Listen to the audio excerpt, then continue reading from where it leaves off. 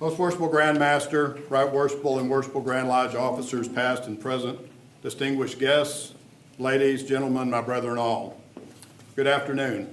I expect that many of you are wondering why we're here today to level this building's cornerstone, or perhaps moreover, what do these ceremonies actually signify? With that in mind, I'd like to take a few minutes to provide some context for this occasion. As previously stated by the Grand Master, one of the ancient customs that Freemasons have long observed is the symbolic leveling of a cornerstone. The cornerstone is as old as Freemasonry itself. It connects contemporary Masons, like those here today, to the craftsmen and stonemasons who, in the Middle Ages, erected magnificent European cathedrals. Traditionally, the cornerstone is crafted as a simple cubicle or a rectangular polished stone. It is placed in a corner of a building near the foundation, but it is not part of the foundation. The cornerstone is situated high enough to be easily read, and on it the stone may have carved the name of the owner, the purpose of the structure, the dedication date, and at times other data. Such a stone is frequently made hollow, and at the time it is laid, it is filled with various items which the depositors believe will prove interesting when viewed by those who remove the contents at some distant future event. These articles may be coins, books, photos, etc.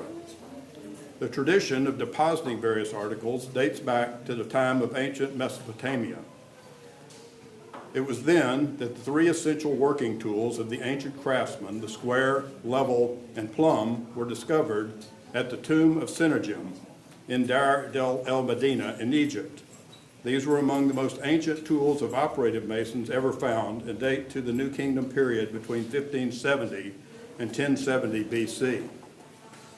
The three essential elements of corn, wine, and oil presented here today have been used in the dedication of buildings since the time of ancient Rome. Corn represents nourishment and plenty, wine represents refreshment, and oil represents joy, peace, healing, and comfort.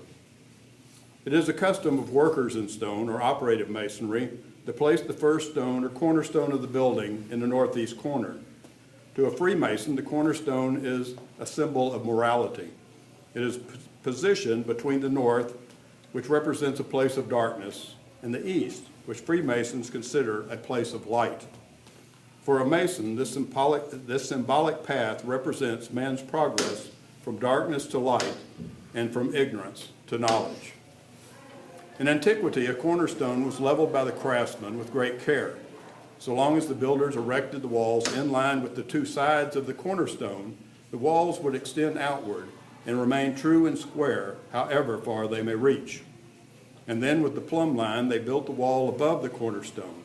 So long as it remained in line, it also would maintain the building's true and square form. So we now recognize that when properly prepared by the working tools of operative masonry, the cornerstone is perfectly square. When firmly set and leveled, it provides a foundation, a pattern upon which the greatest structures may be erected. As a result, the building rising above the cornerstone may attain great heights and stay true to the plan of the architect.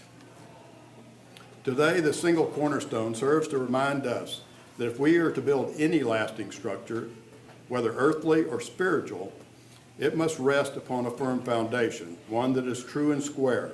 Intrinsically, it is the embodiment of all that is perfect in form, alignment, and character.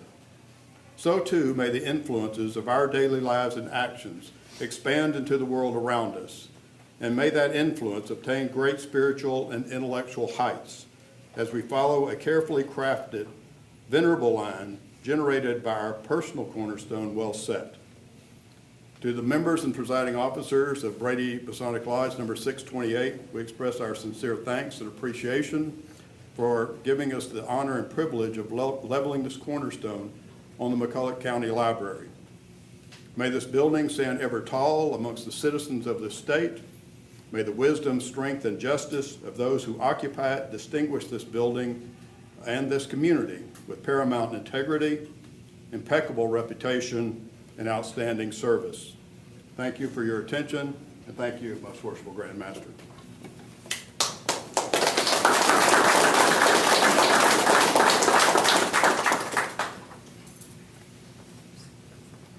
Thank you, Right Worshipful Grand Orchard.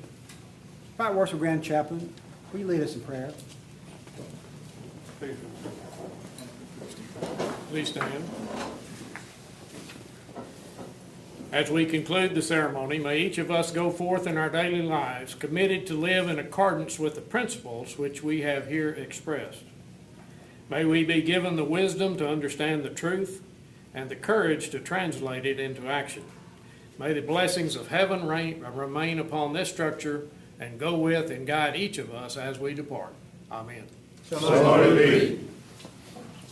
Thank you again for the opportunity to be here. On behalf of the Most Worshipful Grand Lodge of Texas, we thank again the county, the city, the library board for this opportunity to be here and present this Cornerstone. These proceedings are now closed. Thank you.